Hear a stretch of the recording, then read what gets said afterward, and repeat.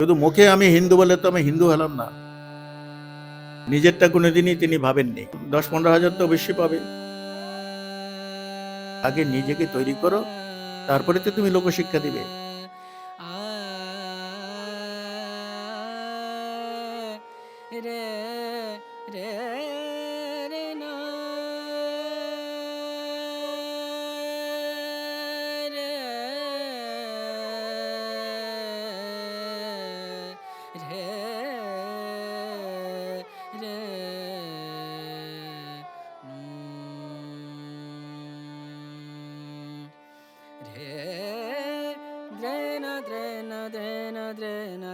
তিনি 17 মা অ17 মা, সারা জীবন ধরে সাধারণ মানুষ থেকে সমাজচ্যুত ডাকাতদেরও তিনি মা হয়ে উঠেছিলেন।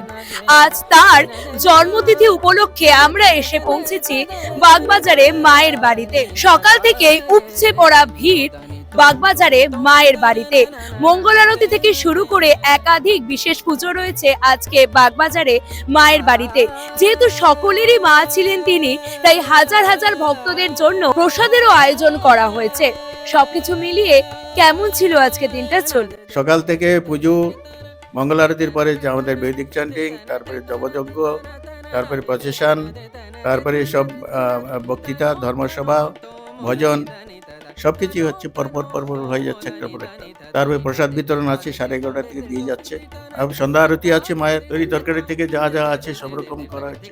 মা কি খেতে ভালোবাসতেন বলা বড় কঠিন, কারণ তার নিজের খাওয়া ছিল অতি সামান্য। তিনি অন্যকে খাওয়াতে ভালোবাসতেন, কাজে তার নিজের খাওয়ার প্রতি নিজের অত দৃষ্টিপাত ছিল না। তিনি চাইতেন অন্যের সন্তোষ, অন্যকে কি করে সন্তুষ্ট করা যায়, সেটাই ছিল তার জীবনের লক্ষ্য। নিজেরটা কোনোদিনই তিনি ভাবেননি। তাহলে মায়ের থেকেও আজকে বেশি আয়োজন করা হয়েছে ভক্তদের জন্য। নিশ্চয়ই তার সন্তানের জন্য এটা ব্যবস্থা। কত ভক্তরা আজকে প্রসাদ পেতে পারবেন? এখানে ধরুন অন্তত 10-15 হাজার তো বেশি পাবে। চলছে ভজন পাঠ, বিশেষ প্রসাদের ব্যবস্থা এবং রয়েছে বিশেষ পুজো পাঠ। তবে বাগবাজারের মায়ের বাড়িকে কেন্দ্র করে রয়েছে একাধিক ইতিহাস। প্রধানত বাগবাজারের মায়ের বাড়ি মূলত মা সারদা দেবীর জীবনের অন্যতম গুরুত্বপূর্ণ আশ্রয়স্থল। স্বামী বিবেকানন্দ নিজেই মা সারদার জন্য এই বাড়িটির ব্যবস্থা করে দেন 1909 সালে, যাতে মা কলকাতায় এসে স্বাচ্ছন্দ্যে থাকতে পারেন। এই বাড়িতেই মা সারদা জীবনের শেষ কয়েকটি বছর কাটিয়েছিলেন। ভক্তদের স্নেহ, শিক্ষা ও আশীর্বাদ বিলিয়ে দিয়েছিলেন।